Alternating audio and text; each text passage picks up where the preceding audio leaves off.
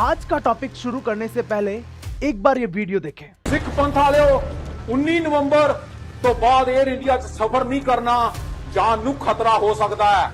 इस वीडियो में जो शख्स दिखाई दे रहा है उसका नाम है गुरपतवंत सिंह। वीडियो में क्या कहा है एक बार देखें। पन्नू ने कहा है कि नवंबर में 1984 में हुए सिख दंगों की 40वीं बरसी है और 1984 में 13,000 से अधिक सिख महिलाएं और बच्चों को मार दिया गया। आज भी दिल्ली में विधवा कॉलोनी है और ये पूरी घटना भारतीय हुकूमत द्वारा की गई। और यहां पर पन्नू एक चेतावनी जारी कर रहे हैं कि जो भी लोग विदेशों में रह रहे हैं वो 1 से लेकर 19 नवंबर तक एयर इंडिया का बाइकआउट करें। यानी 1 से लेकर 19 नवंबर तक कोई भी विदेशी एयर इंडिया में सफर ना करे, ऐसी चेतावनी जो है पन्नू ने जारी की है। पन्नू की ये चेतावनी हमें पुराने दिनों में ले जाती है, जो कि कनिष्क घटनाक्रम को हमारे दिलों में एक बार फिर से ताजा करता है। कनिष्क घटनाक्रम क्या था इसके बारे में भी जानकारी लेते हैं। 23 जून 1985 में एयर इंडिया की एक फ्लाइट 182 कनाडा से लंदन होते हुए भारत आ रही थी और इसमें 307 पैसेंजर और 22 क्रू मेंबर थे। यह बोइंग 747 विमान था और इसका नाम दिया गया था कनिष्क। कब का घटनाक्रम है? 1985 का। जैसे ही यह विमान ब्रिटेन पहुंचने वाला था, ब्रिटेन से लगभग 45 मिनट की दूरी पर था और आयरलैंड के एयर स्पेस में दाखिल होता है, तो आयरलैंड का जो एटीसी है, ट्रैफिक कंट्रोल रूम है, वो ये देखता है कि वहां से रडार से जो है ये विमान गायब हो गया। सर्च ऑपरेशन चलाया जाता है और सर्च ऑपरेशन के बाद पता चलता है कि इस एरोप्लेन में ब्लास्ट हो गया। और ब्लास्ट भी किस में हुआ था? इसमें एक सूटकेस वाला टाइम बॉम्ब रखा गया था और वो ब्लास्ट हुआ था। इसमें जितने भी नागरिक थे 307 प्लस 22 329 लोगों की उसी समय मौत हो गई। एयरक्राफ्ट में बीच में से ब्लास्ट होता है, एक बड़ा सा गड्ढा बनता है, बहुत से जो वहां के पैसेंजर हैं वो हवा में उड़ते नजर आते हैं और एक भी व्यक्ति उसमें जिंदा नहीं रहता है। इस ब्लास्ट से पहले ऐसी एक चेतावनी जारी की थी। कनाडा का एक बब्बर खालसा नामक सिख चरमपंथी संगठन था जिसका प्रमुख था तलविंदर सिंह परमार। ये देख सकते हैं, जैसी चेतावनी पन्नू ने जारी की वैसी ही चेतावनी तलविंदर सिंह परमार उस समय जारी की थी कि यहां पर ब्लास्ट हो सकता है। कनाडा पुलिस ने या इंटेलिजेंस ने इसे सीरियसली नहीं लिया और इस कारण से वह घटनाक्रम घटित हुआ। इसके बाद एक ऐसी घटना वैंकूवर में होती है, टोक्यो एयरपोर्ट में। वहां पर भी एक ऐसी साजिश रची जाती है कि एयर इंडिया में एक ब्लास्ट करवाया जाए। लेकिन यहां पर जो आतंकी है वो थोड़ा सा डे लाइट सेविंग के समझ नहीं पाए थे। डे लाइट सेविंग क्या होता है कि अमेरिका और टोक्यो में जो टाइम जोन है, टाइम जोन के हिसाब से जो डिफरेंस रहता है ना, तो यहां पर 1 घंटे का डिफरेंस आ जाता है। जब हम कनाडा से टोक्यो की तरफ आते हैं तो वहां पे 1 घंटे का डिफरेंस आता है, तो इस 1 घंटे के डिफरेंस को वो टाइम बॉम्ब में एडजस्ट नहीं कर पाए।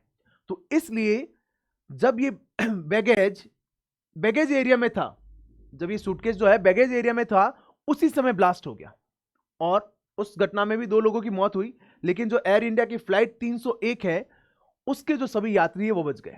अगर ये टाइम सेविंग वाला डे लाइट सेविंग वाला जो कॉन्सेप्ट है, अगर आतंकवादी को पता होता और अगर वो 1 घंटे का टाइमिंग एडजस्ट कर लेते तो हो सकता है कि ये कंटिन्यूस दूसरा घटनाक्रम हो जाता। और 182 के बाद फ्लाइट 301 है उसमें भी ऐसा ही एक ब्लास्ट देखने को मिलता। अब ऐसी चेतावनी फिर से जारी की है पन्नू ने कि आप यहां पर सफर ना करें। इसके बाद अभी रिसेंटली बहुत सारी जो फ्लाइट्स हैं उन फ्लाइट्स को धमकियां मिल रही है कि यहां पे बम मिले जा रहे हैं। पिछले 1 वीक में ये बहुत सारे घटनाक्रम हुए। 20 अक्टूबर से 19 अक्टूबर, 18 अक्टूबर, 17, 16, 15, 14 अक्टूबर, ये इतनी सारी फ्लाइट्स हैं। इन फ्लाइट्स में बॉम्ब होने की जो है सूचना मिली है कि यहां पर इनमें बॉम्ब हो सकता है और इस कारण से बहुत सारी जो फ्लाइट्स है वो रीशेड्यूल हुई है। फ्लाइट्स जो है वो देरी से उड़ रही है। पैसेंजर्स को बहुत परेशानियों का सामना करना पड़ रहा है।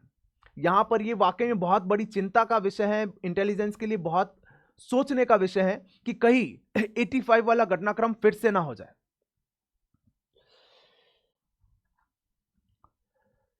देखिए, ये एक हमने एक टेलीग्राम चैनल बनाया है डीप विजन नाम से ही, जिसमें आपको सारा जो एनसीईआरटी वाला कंटेंट है, जो हम लोग करंट के जो इशू डील कर रहे हैं, वो तो आपको मिलेंगे। इसके अलावा बहुत सारे विद्यार्थियों को ये इशू रहता है कि उनको जो कंटेंट है वो प्रॉपरली सिस्टमेटिक फॉर्मेट में नहीं मिलता है, खासतौर से एनसीईआरटी है या ऑथेंटिक बुक्स है। तो हम जो है अपने जो चैनल है डीप विजन है, उसमें आपको ये सारा जो कंटेंट है सिस्टमेटिक फॉर्मेट में प्रोवाइड करवा देंगे। तो आप इस लिंक के थ्रू या फिर डीप विजन सर्च करके आप टेलीग्राम चैनल ज्वाइन कर सकते हैं। और टेलीग्राम चैनल का जो लिंक है वो हमने डिस्क्रिप्शन में भी दे रखा है, वहां से भी ज्वाइन कर सकते हैं। और इंस्टाग्राम चैनल पर जो हमारे जो शॉर्ट वीडियोस है, जो रील्स है, वो आपको मिल जाएगी। ये स्कैनर है और जो लिंक है वो भी डिस्क्रिप्शन में दे रखा है। चलिए बात करते हैं कि ये जो घटनाक्रम हुआ है उसमें अभी पन्नू ने कहा कि 84 के जो दंगे हैं उनकी बरसी आने वाली नवंबर में। तो उस समय के दंगों का घटनाक्रम क्या था, उनके पीछे का जो बेस था वो क्या था, उसको समझते हैं। और वो जो बेस है वो है ऑपरेशन ब्लू स्टार। यही वो घटनाक्रम है जिसके बाद सिख जो है वो भारत विरोधी हो गए थे। उससे पहले कि अगर हम घटनाक्रम देखें तो सिख भारतीय प्रतिरक्षा तंत्र का एक सबसे मजबूत हिस्सा रहे और आज भी हैं।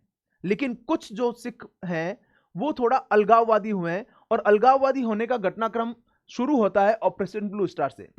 देखिए, ऑपरेशन ब्लू स्टार क्या है कि 1 से 10 जून 1984 के बीच यह अभियान चलाया गया था।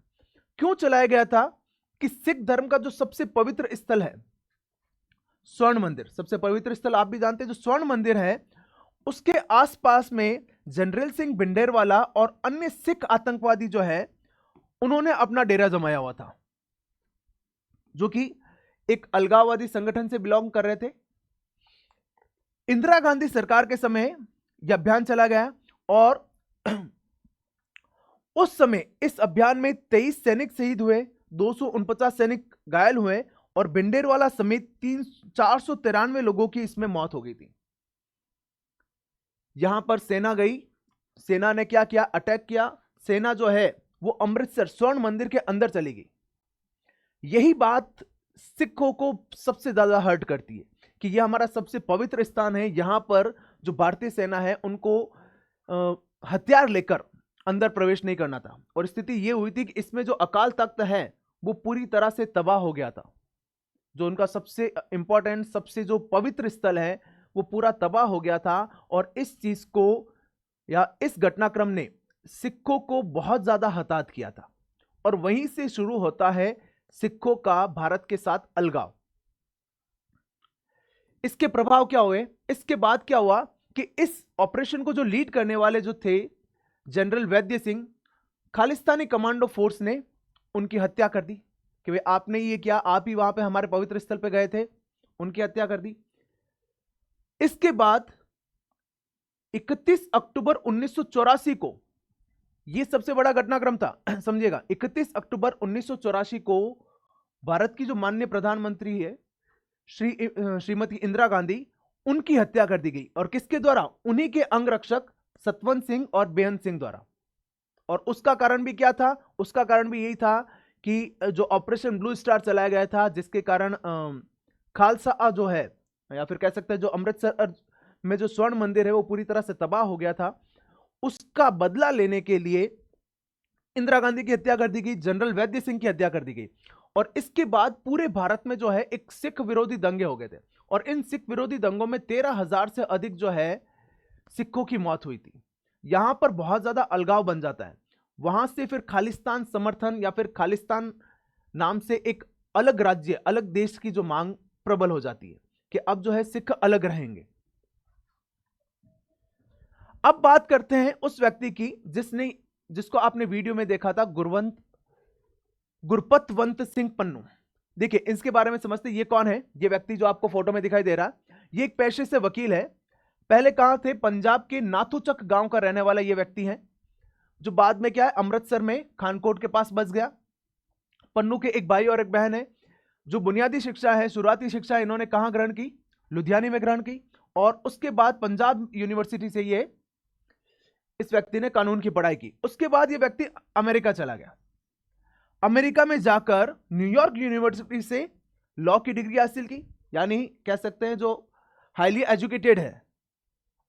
उसके बाद 2014 में न्यूयॉर्क में वॉल स्ट्रीट में सिस्टम एनालिसिस, सिस्टम विश्लेषक के रूप में काम किया और मेन रूप से इस दौरान वो क्या है, राजनीतिक के रूप में वहां पर सक्रिय रहे।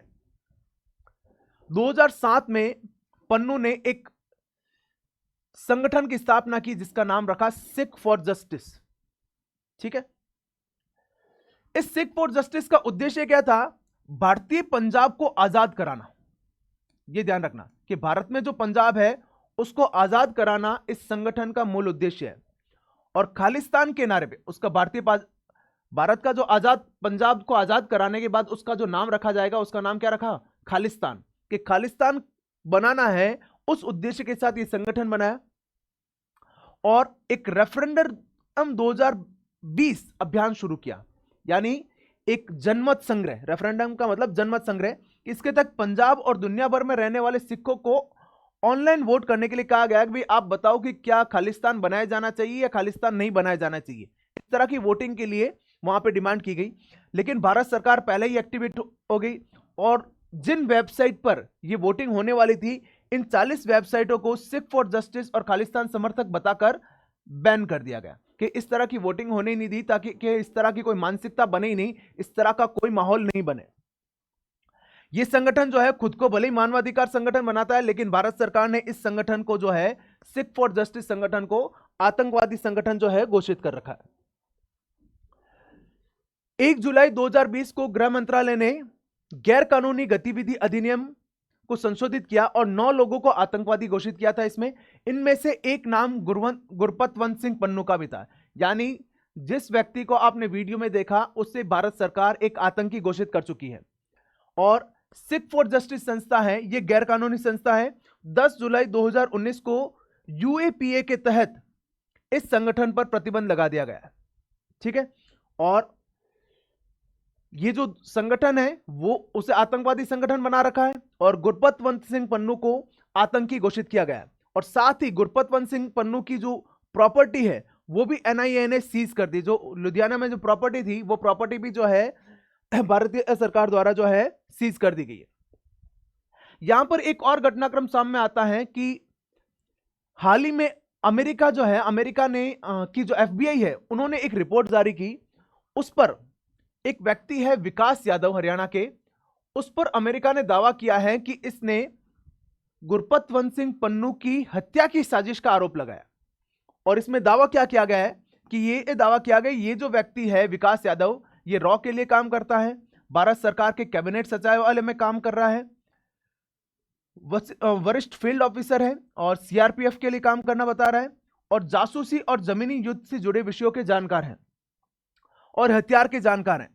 यह दावा किया गया एफबीआई द्वारा। और इस पर आरोप क्या लगाया गया है कि मनी लॉन्ड्रिंग की साजिश रची गई, भाड़े पर हत्या कराने की साजिश। किसकी हत्या? पन्नू की। आतंकी गुरपतवंत सिंह पन्नू की हत्या की नाकाम साजिश का जो आरोप है वो शामिल किया गया है और पन्नू की हत्या के लिए निखिल को भर्ती किया है। तो ये दावा दिया है एफबीआई ने, जो अमेरिका की एजेंसी है। यानी अमेरिका भी यहां पर कह सकते हैं एक तरह से जो है पन्नू को प्रोटेक्ट कर रहा है। कनाडा तो प्रोटेक्ट कर ही रहा था और इस कारण से जो भारत और कनाडा के जो संबंध है वो काफी एक लंबे समय के से जो है कॉन्फ्लिक्ट क्रिएट कर रहे थे। वैसे भी कनाडा में जो है खालिस्तानी समर्थक काफी ज्यादा है और भारत और कनाडा का जो सबसे बड़ा जो इशू है वो इसी आधार पर है। हालांकि अभी इसमें घटनाक्रम जारी है और जो सबसे बड़ी चीज जो 1 नवंबर से 19 नवंबर की जो ये चेतावनी जारी की गई है, इसे लेकर भारत सरकार किस प्रकार से रिएक्ट करती है या किस प्रकार से जो सुरक्षा मुहैया कराती है वो देखने का विषय होगा। आप यहां पर कमेंट करके बताएं कि क्या वाकई में ये इस तरह का कोई घटनाक्रम हो सकता है या फिर ये भी एक तरह की जो है गीदड़ बबकी है कि इस तरह से जो अभी पहले जो घटनाएं हो रखी है या फिर पहले जो आपको धमकियां दे रहे हैं पिछले समय से, इस तरह की जो खाली धमकियां हैं उसी तरह की है या फिर इसे थोड़ा सीरियस लेना चाहिए। कमेंट करके जरूर बताएं।